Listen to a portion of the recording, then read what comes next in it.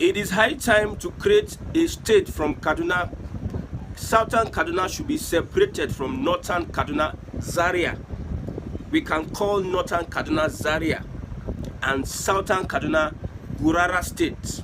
It is high time. Middle Beltans are now pushing for a creation of state. They don't want to have anything to do with Northern Kaduna. Now, look at this tweet. We need a Southern Kaduna state up next. Everyone who can sponsor a bill for this should begin immediately. Now, Southern Kaduna is made up of 67 ethnic nationalities spread in 13 local government out of the 23 local government areas of Kaduna State. It has a landmass of 26,000 square kilometers with an estimated population of 5.1 million. Now, Kaduna is part and parcel of the Kaduna city, the city of Kaduna. The city of Kaduna is part and parcel of Southern Kaduna. So if you are going to get a Southern Kaduna state from the whole of Kaduna, that city, the Kaduna city, is part of Southern Kaduna. The city is Gbagi land, and that is the site of various Gbagi villages. Those parts are even heritage sites for the Nok culture. So it is impossible to leave the city of Kaduna out in any way or form. I know the Fulani, the people that are the progenitors conquering the north, they will not be happy with this development. Now we have a Southern Kaduna University, we have a federal hospital in Southern Kaduna. Imagine that Rufai and Co and the likes did all they could to stop development from the southern part of Kaduna. When you look at Kaduna, if you have your camera in the air and you look at Kaduna, you see that there's a difference between southern part of Kaduna and northern part of Kaduna. Looking at the development, the Fulani government in Kaduna under Rufai focused on northern part of Kaduna. I told you that district heads were suspended in Southern Kaduna and they put an emir, usual of the Fulani people, what they do, what they have done to the Hausa. The Middle Belters are waking up in every form. They are waking up. And it's not just about waking up, it's about taking action. The Hausas have not really done anything of use. They are the first people that were ranting all over social media that they are being oppressed by the Fulani, that they don't be part of the Fulani, but yet they have done nothing to that effect. But just the Middle Beltans of recent are coming up to say that their lawmakers must push for a bill for Southern Kaduna to have its own state under Tinubu's administration. I repeat, under Tinubu's administration, Tinubu must spend 8 years for this to happen. See, after Tinubu's 8 years and a Northerner comes in, they have promised that they are going to reverse whatever Tinubu has done. That is why I said Nigeria as a country the system needs to change. Because if somebody from the south does good now, implement policies and whatever, it does good for the country, a Northerner would come and change the whole thing. Because it is rotation, and rotation will not help development, will not help the people. Rotation kind of presidency will never help development and help the people. It is competence, capacity, like P2B campaigned under Labour Party, that will help for a better Nigeria. But all this, it is my turn, it is your turn, will always impede on the growth of the country called Nigeria. See, Southern Kaduna is a different civilization from Northern Kaduna. They have been at war since the 17th century. It is just the British indirect rule systems and politics around state creation by successive military governments that left Southern Kaduna and Zaria, Northern Kaduna, as one state. Military state creation. That is what dabaru everything. If you look at the southeast, the way they created states out of different, we have some Igbo communities in Delta, in Akwa Ibom and other, Bayelsa and Edo states, tells you a lot of harm this calculated Fulani agenda did on states in Nigeria. So now we are here, this generation is here to correct the anomaly that was created by military governments then. You see, this Fulani agenda has been there for a very long time. When you look at the cabals controlling Nigeria, the Fulanis are part of the cabals. Open your eyes and look at them very well. The cabals controlling Nigeria until Tinubu came and installed his own cabality. Fulanis are there in their majority. So the state creation, the creation of state, had to destabilize so many ethnic nationalities, especially in the southeast. The southeast and the south should have been in one region, one big block. But yet, Gowon and the rest, on all we talk about state creation, they are the ones that just scatter everybody, disfigure everybody here and there. Thank God that the Middle Belters are waking up. If like, let the outside people be there and open their eyes. I've said it. The way the Fulanis has conquered the outsiders, it will be difficult, very difficult for them to rise up. And looking at the nature of these Hausa people, they are not like people that are warriors, like that can defend or stand for themselves. Because how come would 17% population of the whole Nigerian population will be lording over 20 or 30%? The Hausas are almost times 3 of the Fulanis. Despite the fact that they are importing all their terrorists, they are importing them so that they will be swelling in their numbers, in their groups. Yet the Hausa are in one of the largest ethnic groups in Nigeria, being controlled by the Fulani. The Fulani are using the Hausas to enter Nigeria and control Nigeria. They saw the Hausa as a willing tool and a porous people that they can manipulate. They used them and their population and gained traction. They found themselves in position of power, and now they are using the Hausa population to control Nigeria. I love what Tinubu's government is doing. The psychology of Tinubu's government is breaking them, is causing Obara division. I think Tinubu is good at that. Look at the opposition parties we have. When the guy entered government, see division. Look at Wike and what he's doing. Look at Akpata and Abure, what they are doing in Labour Party. And I'm even shocked, why are they doing this for this? To what end? Especially Labour Party. The only state governor you have in Abia State, you are losing membership, you are losing House of Rep members, and you are losing senators, but yet you don't care. But you are willingly working, your attitude, your disposition is working to destabilize the party, which is in the favor of the APC. Because we can speculate that you are working for the APC, because that is what APC want, and Tinubu does not work with opposition at all. So he's good at that, destabilizing both NNPPO, both PDPO, both Labour Party, and now he has gone to the cabals, to their den, the den of these Fulani guys, and he's making sure that everybody is the Middle Belt now. They are going to set themselves out. They are calling on their lawmakers. See, you will sit down and you see things happen. It is time up for these Fulani guys. The atrocities they have been perpetrating over the years, it is time up. It's time that the people will rise to the occasion and make sure that they are whatever, however, their base, that is the northern base, they are destabilized. Look at Mieti Ela leader. He's going to spend 60 days in detention. Nobody thought that such a person of that caliber will be arrested by a Jagaban administration and put under lock and key. Jagaban is who he is at this moment. He's got the backing of the South. And what we are waiting earnestly, we are waiting tirelessly, we are waiting and waiting, is that this tax bill should be passed. They should pass this tax bill. That is what we are expecting under this current administration. Nobody should waste time. This tax bill should be passed. Nobody should stop it. You see, the Northerners are having it tough. It's not yet 2 years. By the end of his second year, you will see that the restructuring will have bold face. A medical center is being approved in Southern Kaduna, federal medical center, because these politicians know what they are doing. They know themselves. They know their weak points. They know their strengths. I even pity for the Southeast politicians because they don't get out at this point in time. They are just boy.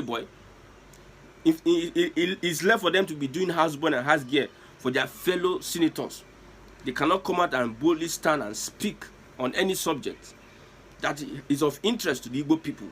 Now, Tinubu visited Enugu State Ohaneze is using style, using back of leg, and say, as you are visiting Enugu State, we want you to release Mazi Nnamdi Kanu. Is that how they adjudicate? Is that how they talk with, how you have that conversation? You just sit down in your seat and said, as Tinubu is visiting Enugu State, take the opportunity to free Nnamdi Kanu. What are the... See, one thing about black man is that a black man will always be a black man. Well, I might understand for the Ohaneze, I might want to understand that they want to get a new leadership. And Michael Kiro, former is a police chief, is interested. And some other persons from River State, they are interested in that position. But yet, Ohaneze has not lived to his capabilities and responsibilities, and is a personal non grata as far as Igbo land is concerned. The people that might rate them may be the government, but the people of Igbo land don't rate them, because in such matters like this, look at the people that are speaking in the Middle Belt. They are even engaging their lawmakers now that they should start speaking up for the Middle Belters. How many times have you seen Ohaneze speaking up of Biafrans? Because Middle Belt, they see it as a tribe and ethnicity, and it is like their small nation. That Gurara state, it is like their small nation. But you see, Ohaneze does not even care. I don't know. Sometimes I wonder whether these guys are from the moon or from the whatever. I don't know. The Igbo people, the politics there, they are just there. No impact. Look at what is happening to Samanekpa. Look at what is happening to Nnamdi Kanu. And they are just there, nothing. Well, because they don't get the backing of the people. They don't get the backing of the people. Somebody said that in the First Republic, the Igbos aligned with the Northerners. We are the ones that first aligned with the Northerners. Well, that's history. History is coming back to our schools.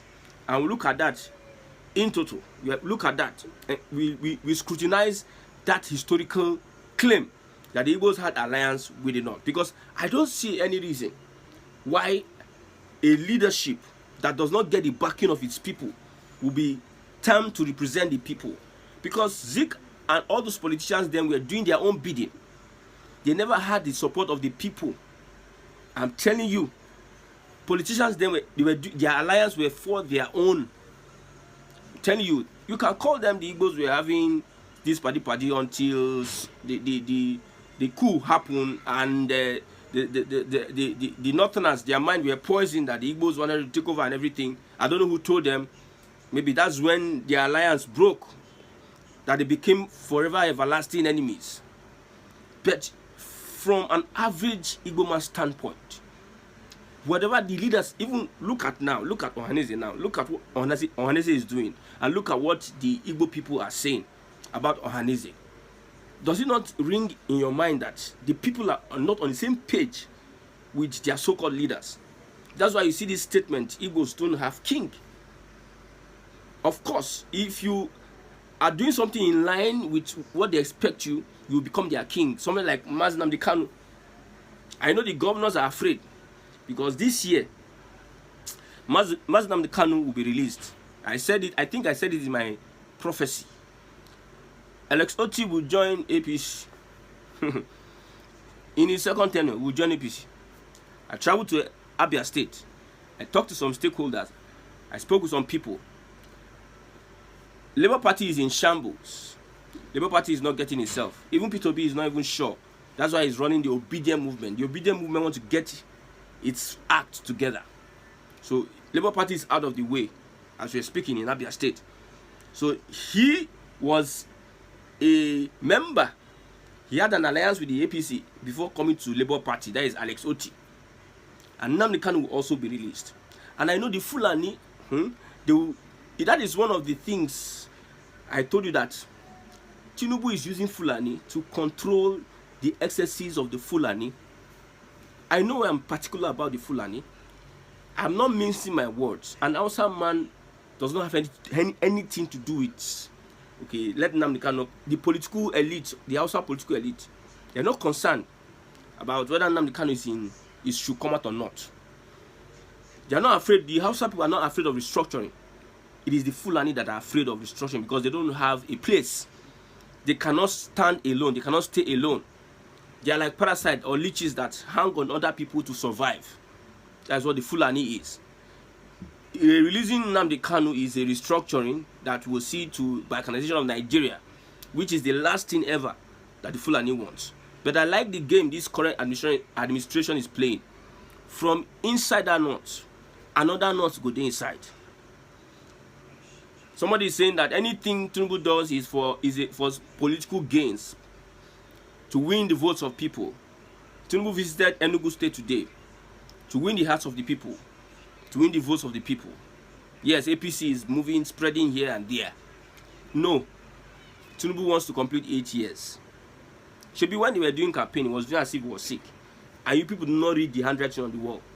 You're talking, maybe this guy might not complete his 4 years. Look at how Tinubu is hale and hearty. The guy is bouncing. City boy is running the whole package up and down, and it doesn't seem as if there's anything. He's not bothered by anything.